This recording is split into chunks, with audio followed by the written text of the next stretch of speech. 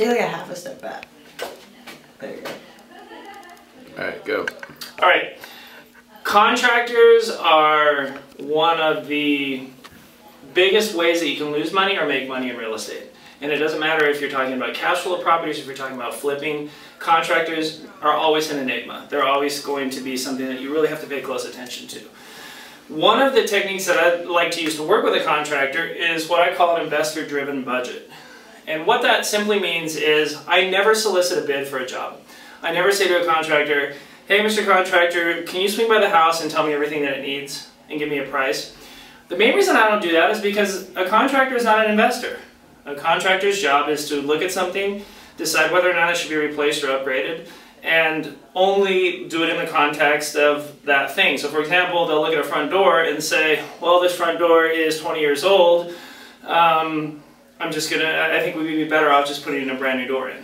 And they don't think about that front door in terms of the whole project and in terms of the numbers on the deal. And so I never like to leave or empower that decision making to a contractor.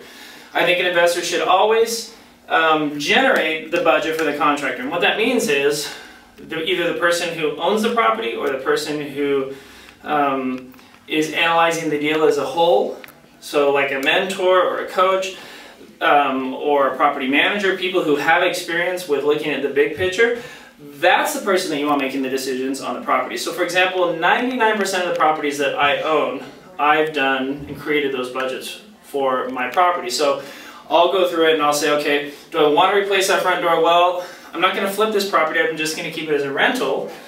And since I'm just keeping it as a rental, I don't mind if I have a 20-year front door and I may leave it. Or I may say, you know what, if I'm going to flip this house and sell it on the market to a homeowner, it's going to need curb appeal, it's going to need a new front door. But I'm making that decision and I'm kind of determining that. And an investor-driven budget, 95% of the items that need to be done on any given project should be decided by the investor, by the person who has the most to lose if they don't make good decisions or if they overspend on a job.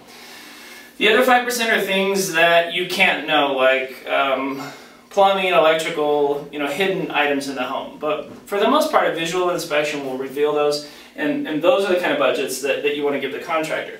Now to follow that up, when you do give that budget to the contractor, what you're going to do is you're going to have an itemized list of items, but only one total for the amount of work.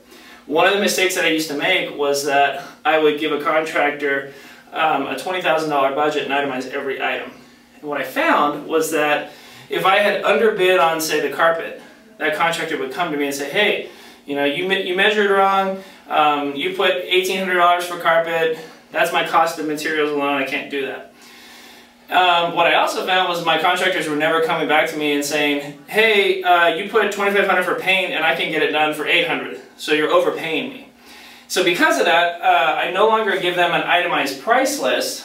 I give the contractor an itemized list of all the things that I want done, and then one total at the bottom. And what I say to them is, hey Mr. Contractor, I've been through this property. These are the items that I know or that I want to be replaced, upgraded, or repaired. And this is what I think the job is worth. Why don't you go swing by the house and take a look at my list and tell me what you think.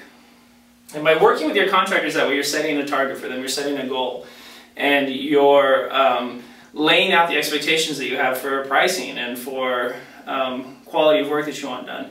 And then all the other discussions after that are secondary. And what I find is contractors actually prefer to know what you think you want. They prefer to know that maybe you want to replace every light fixture in the house, or that you just want to paint the kitchen cabinets and replace the countertops, those types of things. They'd rather that you make that decision for them and give them a target. And then they can go back with their knowledge and make all the little decisions. And what I found is over the years I've kind of developed a pricing system that is itemized but gets me to a total number that's very consistent. And one of the interesting things that I did was I had someone who I trust and who has a lot of experience in construction look at 20 of my budgets that I had done on houses.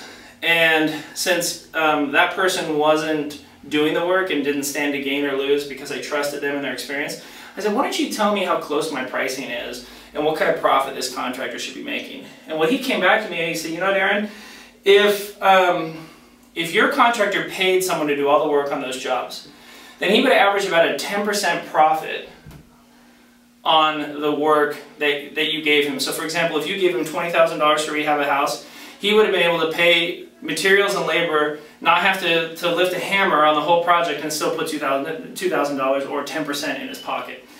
And for me, for that pricing system, those are numbers that I'm really comfortable with. Those are numbers that I feel like will keep contractors around, because you don't want to grind them too much, or they'll find some other way to make money. They'll keep contractors around, but they're not going to always be looking for a better deal or looking to grind you. Okay?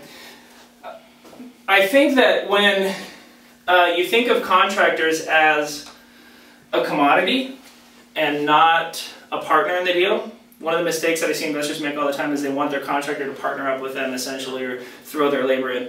When you think of them as a commodity that it needs to be valued but isn't an integral part of the deal, and you let contractors know that they're interchangeable and you work with multiple contractors, that you'll find that your pricing stays really consistent, their appetite for continuing to work with you stays strong, and that over time you're able to get really good value for the work that you do, because you're able to offer those contractors regular work, regular payment, and that's really at the end of the day what most of them want.